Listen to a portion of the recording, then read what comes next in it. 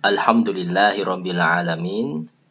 Wassalatu wassalamu ala asrofil anbiya'i wal mursalin Nabiyyina Muhammadin wa ala alihi wa sahbihi ajma'in. Amma ba'd.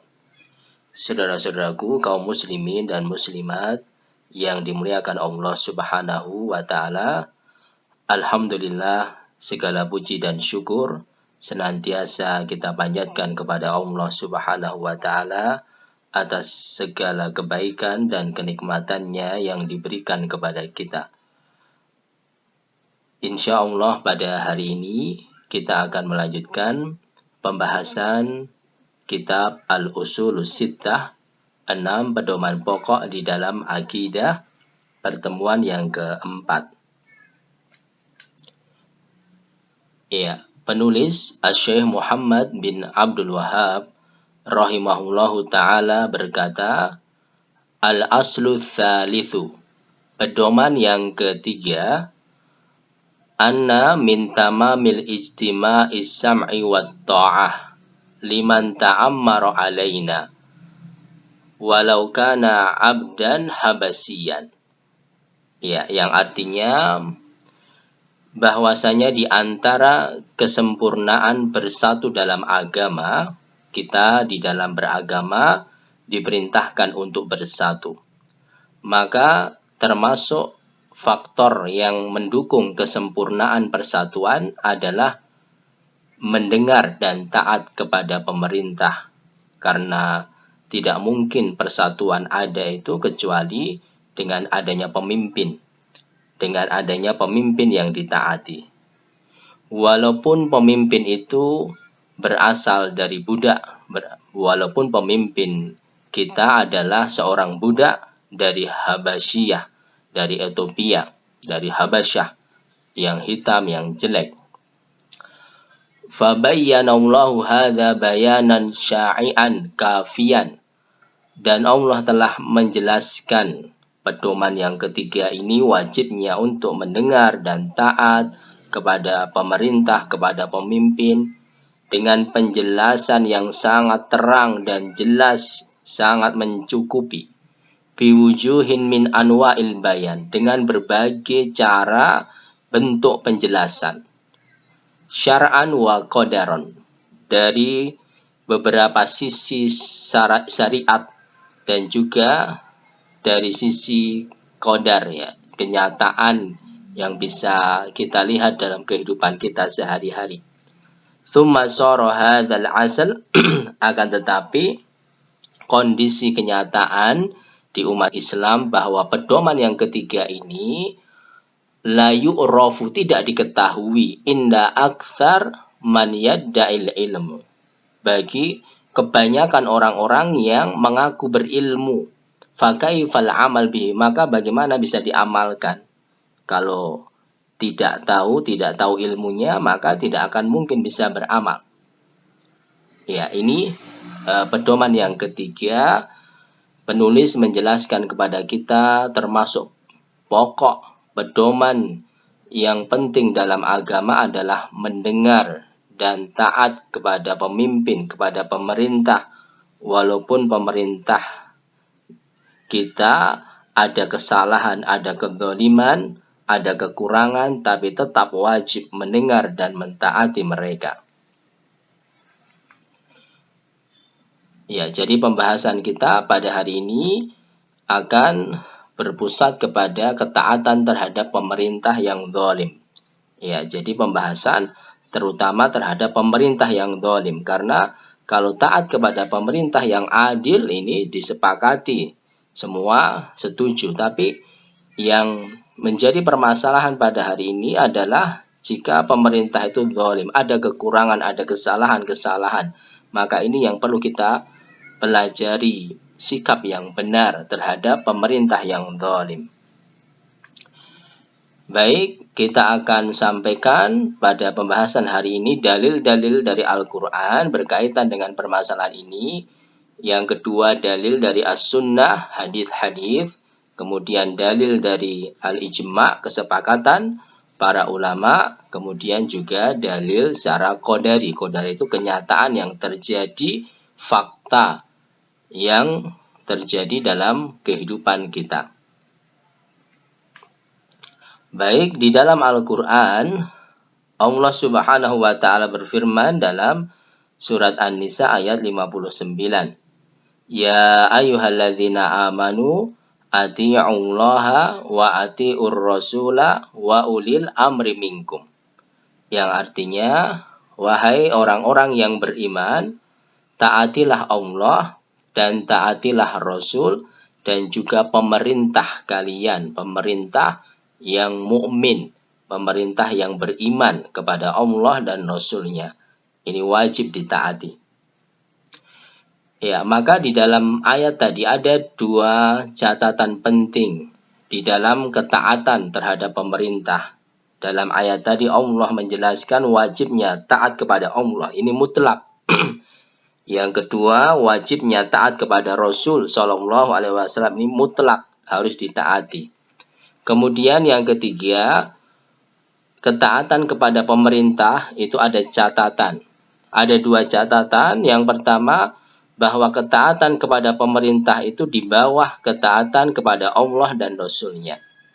Ya, artinya selama aturan-aturan pemerintah itu sesuai dan cocok dengan aturan Allah dan Rasul-Nya, maka ini kita taati. Ya, aturan pemerintah yang cocok dan sesuai dengan Al-Quran dan Sunnah, maka wajib ditaati.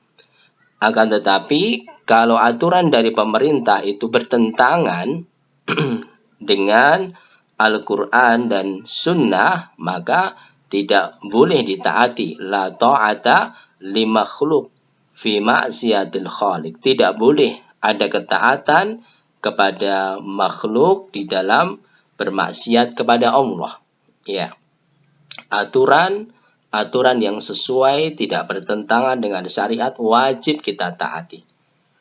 Kemudian yang kedua, ketaatan kepada pemerintah ini selama mereka masih mukmin. Karena Allah mengatakan, ya ayyuhalladzina amanu, wahai orang-orang yang beriman, taatilah Allah, taatilah Rasul dan pemerintah dari kalangan kalian, yaitu kalangan orang yang beriman. Ya, walaupun dia zalim, walaupun banyak kekurangan, banyak kesalahan, selama masih mukmin, selama masih di dalam agama Islam, maka wajib ditaati, walaupun zalim. Ya, ini dua hal yang harus kita pahami selama mereka masih mukmin. Kemudian dalil dari As-Sunnah. Rasulullah Shallallahu Alaihi Wasallam mengatakan, an Anas bin Malik radhiyallahu taala anhu qala. Dari Anas bin Malik, semoga Allah meridhoinya, beliau berkata, qala Rasulullah Shallallahu Alaihi Wasallam, isma'u wa ati'u. Dengarlah dan taatilah pemerintah pemimpin kalian. Wa inistu'mila alaikum abdun habasiyun, walaupun yang memimpin kalian itu seorang budak dari Habasyi, dari Ethiopia. Ka'anna ra'sahu zabibatun, walaupun seolah-olah kepalanya itu seperti buah kismis yang ada cacat, ada kekurangan di dalam fisiknya. Ya, maka dalam hadis ini jelas Rasulullah SAW memerintahkan kepada kita untuk mendengar dan taat kepada pemimpin, pemerintah kita. Ya, ada dua catatan penting dalam hadis ini. Yang pertama, wajib mendengar dan taat kepada pemerintah walaupun ada kekurangan dari sisi agama mereka. Kezaliman, ada kesalahan, ada kekurangan dari sisi agama, selama mereka masih muslim, selama masih mukmin, tetap wajib ditaati walaupun ada kekurangannya dari sisi agama. Dari mana? Dari hadis tadi. Rasulullah mengatakan, walaupun yang memimpin kalian itu seorang budak dari Ethiopia. Ini menunjukkan ada kekurangan dari sisi agama. Karena di dalam aturan agama Islam, seorang budak itu tidak boleh memimpin. Jadi kalau ada seorang budak dia memaksakan diri sebagai pemimpin, maka dia telah melanggar aturan agama. Ada kekurangan dari sisi agamanya. Tetapi Rasulullah SAW tetap mengatakan dengar dan taat walaupun ada kekurangan dari agamanya. Karena dia seorang budak memaksakan diri sebagai pemimpin. Ya, ini catatan yang pertama. Kemudian catatan yang kedua, tetap mendengar dan taat kepada pemerintah walaupun ada kekurangan dari sisi fisiknya, tubuhnya, hitam, jelek, ataupun cacat, tetapi tetap mendengar. Kita harus mendengar dan mentaatinya selama dia masih mukmin dan muslim, aturan-aturan yang sesuai dengan Al-Quran dan Sunnah. Karena Rasulullah SAW mengatakan walaupun dia seorang budak yang kepalanya itu seakan-akan buah kismis yang jelek, ya, yang seorang hitam, yang ada cacat, ada sesuatu yang kurang di fisiknya, di tubuhnya, tetap mendengar dan mentaatinya. Ya, ini dua catatan penting yang harus kita pahami. Tetap mendengar, mentaati pemerintah, walaupun ada kekurangan dari sisi agama, ada kezaliman pada dirinya, dan ada kekurangan dari sisi fisik tubuhnya. Selama masih seorang muslim, mukmin. Kemudian dalil ijma, kesepakatan ulama, bahwa pedoman ini disepakati. Tidak ada perbedaan di kalangan ulama, satu pun tidak ada yang berbeda. Pendapatnya sama, wajib mendengar dan mentaati kepada pemerintah selama muslim walaupun ada kekurangan kezaliman. Baik, Imam Bukhari rahimahullahu ta'ala berkata, aku telah bertemu dengan lebih dari 1000 ulama di Hijaz, Mekah, Madinah, Kufah, Basrah, Wasid, Baghdad, Syam, dan Mesir. Ya, Imam Bukhari keliling dunia mencari ilmu, menimba ilmu dari para ulama. Semuanya sama, sepakat. Aku sering berjumpa dengan mereka dari tahun ke tahun, bukan hanya setahun, tapi bertahun-tahun. Ya, artinya berselang-seling waktu, sama fatwa mereka, sama pendapat mereka. Aku tidak pernah melihat seorang pun dari mereka berselisih, berbeda pendapat tentang masalah berikut ini. Salah satunya, perkara yang disepakati mereka adalah tidak boleh memberontak kepada pemimpin muslim. Selama masih muslim, tidak boleh memberontak. Walaupun ada kekurangan, walaupun ada kezaliman, tapi tidak boleh memberontak. Ini sepakat. Karena Nabi Muhammad SAW bersabda, ada 3 hal yang hati seorang muslim tidak ada dengki terhadapnya: mengikhlaskan agama karena Allah, mentaati pemimpin kaum muslimin, dan berpegang teguh dengan jamaah mereka. Ya, ini dari kitab Syarhu Usul I'tiqad Ahli Sunnah wal Jamaah oleh Imam Al-Lalikai. Kemudian dalil secara qadari, ya, tadi disebutkan oleh penulis dalil secara syar'i Al-Quran, Sunnah, dan Ijma', dan juga dalil bukti secara fakta, kondisi, kenyataan di lapangan juga mendukung haramnya, terlarangnya memberontak kepada pemerintah. Qala Syekhul Islam Ibnu Taimiyah, berkata Syekhul Islam Ibnu Taimiyah, pada umumnya tidaklah seseorang itu memberontak kepada penguasa kecuali timbul kejelekan yang lebih besar dibandingkan kebaikan. Sejak dulu sampai sekarang, setiap kali ada pemberontakan, setiap kali ada kudeta terhadap pemerintah, itu hasil yang didapatkan lebih jelek daripada sebelumnya. Ya, tidak ada yang lebih baik. Beliau sebutkan contoh-contohnya banyak sekali. Ya, ini beliau sebutkan dalam kitab Minhajus Sunnah. Kemudian bagaimana sikap kita yang benar terhadap kezaliman penguasa? Kalau ada pemimpin yang berbuat zalim, melakukan banyak kesalahan, kekurangan, maka bagaimana sikap kita yang benar? Ya, maka sikap kita yang benar ada 3, meliputi hati, lisan, dan perbuatan kita.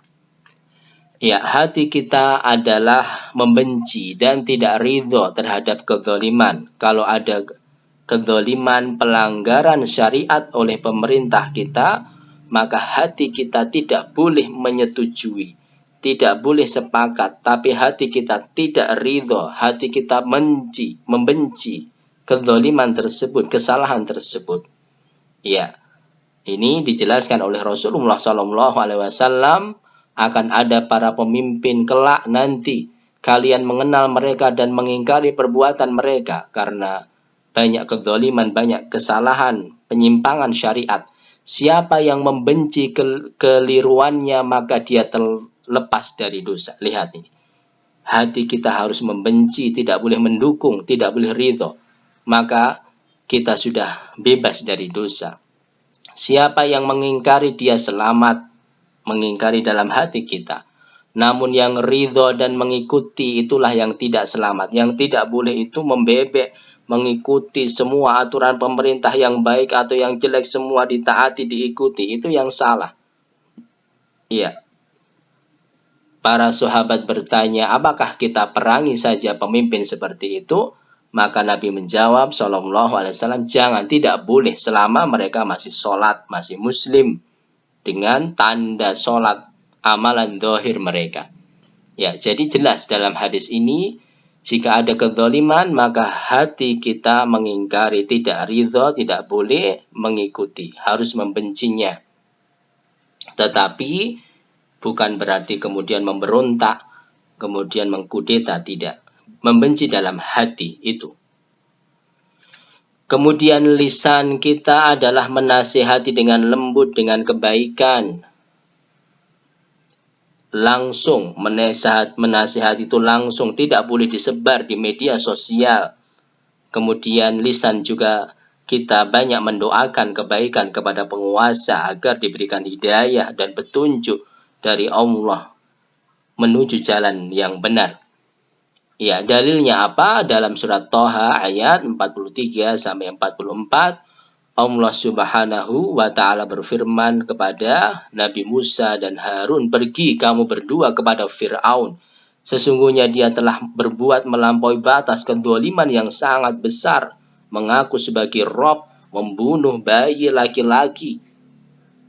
Maka Allah mengatakan, berbicaralah kamu, nasihati kamu berdua kepadanya dengan kata-kata yang lemah lembut. Lihat, kepada Fir'aun, pemimpin yang paling jahat, tetap perintah Allah untuk menggunakan kata-kata yang baik dan lembut.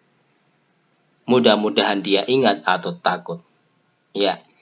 Kemudian Rasulullah SAW mengatakan, barang siapa yang ingin menasihati penguasa dalam suatu perkara, maka jangan dia menasihati secara terang-terangan. Tidak boleh disebar di media sosial, tidak boleh. Akan tetapi ambillah tangannya, menyepilah dengannya. Jika sang penguasa menerima, maka itulah yang diinginkan. Jika tidak, maka telah kita sudah melaksanakan kewajiban. Kewajiban kita hanya menasihati, mengingatkan. Diterima, alhamdulillah. Tidak, maka Allah yang akan memberikan perhitungan. Ada catatan, ada balasan dari Allah Subhanahu wa Ta'ala. Ya, ini terutama yang paling berbahaya saat ini adalah menyebarkan berita-berita kejelekan pemerintah di media sosial, provokasi. Ini yang paling berbahaya. Karena pemberontakan, kudeta itu awalnya dari provokasi. Dari penyimpangan, tidak mentaati hadis ini. Semua kejelekan itu karena menyimpang, tidak mentaati hadis Rasulullah SAW ini. Jika kalian ingin menasihati penguasa, maka jangan secara terang-terangan, jangan disebarkan. Karena di media sosial itu banyak orang kafir, orang bodoh, orang awam yang akan bertambah kejelekan. Tetapi Jika ada kekurangan, kezaliman penguasa, maka dinasihati secara forum khusus orang-orang yang berakal, orang-orang yang berilmu, ya, berkumpul khusus mereka datang kepada penguasa langsung. Tidak perlu semua orang harus tahu, tapi orang-orang tertentu saja yang berakal, orang-orang yang berilmu, yang mencari solusi pemecahan yang terbaik, kemudian menyampaikan kepada pemerintah. Bukan berarti diam membela pemerintah, tidak, tapi ada nasihat dengan lembut, dengan khusus, tidak disebar di muka umum. Kemudian doa, Al-Imam Al-Barbahari rahimahullahu ta'ala mengatakan, apabila engkau melihat ada orang yang mendoakan kebaikan kepada penguasa, ketahuilah bahwa dia seorang ahlus sunnah, insya Allah pengikut sunnah Nabi SAW. Dan sebaliknya, kalau engkau melihat orang yang mendoakan kejelekan pemerintah, maka dia ahlul bid'ah, menentang hadis Rasulullah SAW. Ya, kemudian terakhir, perbuatan kita menahan diri, tidak memberontak, tidak mengkudeta, menahan, bersabar. Melihat kezaliman, kekurangan penguasa, kita bersabar. Kemudian juga usaha perbuatan kita memperbaiki diri, keluarga, dan masyarakat dengan ilmu, amal, dan dakwah. Karena negara kita akan baik, bangsa kita akan baik, kalau individunya baik, kalau keluarganya baik, masyarakatnya baik, insya Allah otomatis bangsa dan negara ini akan baik, akan melaksanakan syariat Islam, hukum-hukum Islam akan dilaksanakan selama individunya taat, bertakwa pada Allah Subhanahu wa Ta'ala. Ya, kita perbaiki dari diri kita sendiri dulu, keluarga kita yang terkecil, masyarakat, tetangga kita, yang bisa kita laksanakan, yang mampu kita laksanakan dengan ilmu, kita menyebarkan ilmu, amal, dan dakwah. Ya, tadi dalilnya Rasulullah SAW ditanya, apakah kita perangi pemimpin yang zalim? Maka Nabi SAW menjawab, jangan, tidak boleh. Kita harus bersabar menahan selama mereka masih sholat, masih muslim, dengan tanda ibadah zahir sholat mereka. Ya, barakallahu fikum. Semoga bisa bermanfaat pembahasan ini, dan semoga Allah Subhanahu wa Ta'ala senantiasa berikan taufik, petunjuk kepada kita jalan kebaikan dan jalan kebenaran. Wa akhiru da'wana alhamdulillahi rabbil alamin. Assalamualaikum warahmatullahi wabarakatuh.